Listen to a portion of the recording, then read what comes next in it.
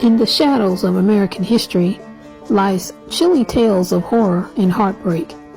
These are not tales from a horror movie, but true events that transpired on American soil. And today, we unravel the haunting stories of 5 of the most horrifying lynchings of African American women. Number 1. Mary Turner. Hayes Turner perished in a lynching in Valdosta, Georgia in 1918 as a punishment of the crimes of another black man. A mob was looking for retribution after Sidney Johnson, who had killed Mr. and Mrs. Hampton Smith over a financial disagreement, went on the run. Up to 13 other people were lynched on May 19, 1918 in place of the killer, and Hayes Turner was one of them. Mary Turner, Turner's 20-year-old pregnant widow, made the shocking declaration that she would seek justice on behalf of her late husband. Mary fled when she felt threatened, but was unable to avoid her fate. She was brought to Folsom's Bridge, hung upside down from a tree by her ankles, doused in gasoline and motor oil, and set on fire. Mary somehow made it through the trauma, and when her body was cut in half, her fetus fell to the ground. The infant was then stomped to death. The mob then opened fire on Mary's corpse. 3 days after Mary's lynching, Sidney Johnson's body was mutilated by a sizable mob that severed his genitalia. This happened after he had been shot by cops in a shootout and dragged for 16 miles and burned. Number 2. Mrs. Luther Hobart. On February 3, 1904, a mob was hunting 3 African American males in Doddsville, Mississippi, including Luther Hobart. White plantation owner John Eastland and his tenant, Albert Carr, were shot and died earlier that day after a quote-unquote difficulty developed on the Eastland property. Hobart and his wife, who was dressed like a guy, were hiding out in the swamp to avoid the hundreds of men who had a $1,200 bounty on their heads. 2 African American males were slain because they were mistaken for Luther when the Hobarts fled into the woods. The Hobarts were discovered on February 6, 1904, while asleep, about 100 miles from the scene of the event. On February 7, 1904, a throng of around 1,000 people saw the lynching. Newspapers announced the date and location of the lynching as though it were a performance. The fingers of the married pair were chopped off and parts of their bodies were removed with corkscrews before they passed away. The crowd was given the body pieces to distribute. The Hobarts were then slaughtered and set on fire. Number 3. Laura Nelson. After Laura Nelson and her teenage son were lynched in Okemah, Oklahoma, the horrible postmortem image of her lifeless body hanging from a bridge over the Canadian River was proudly published as a postcard.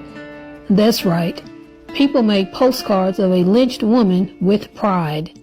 Disgusting.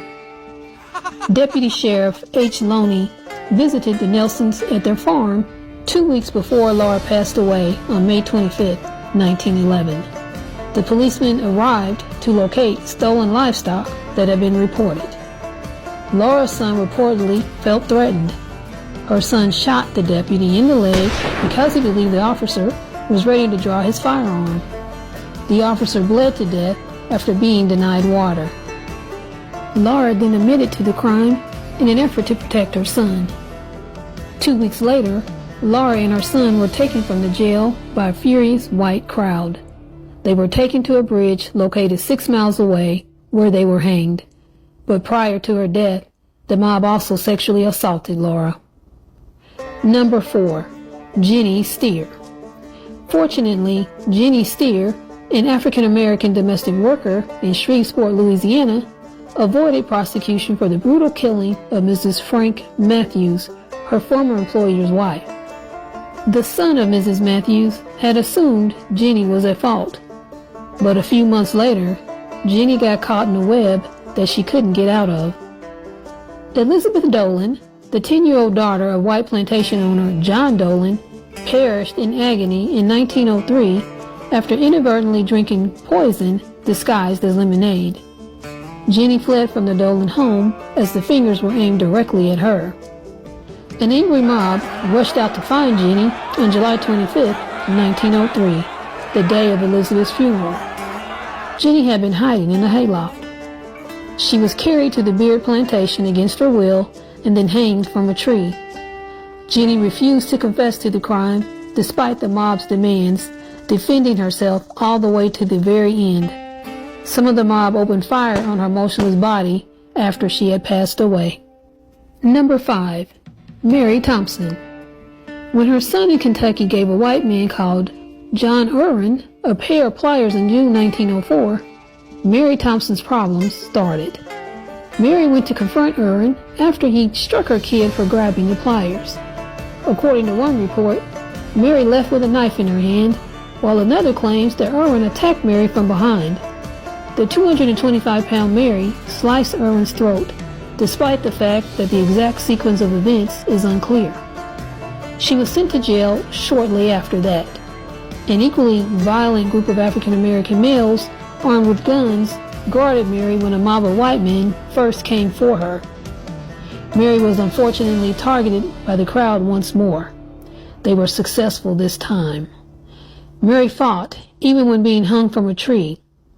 She allegedly cut herself free by snatching a knife from one of the males. She was shot more than 100 times by the mob when she rose to her feet and attempted to flee. She passed away the next evening. These harrowing tales are more than just stories. They are scars in America's history. We must confront and understand our past to build a better future.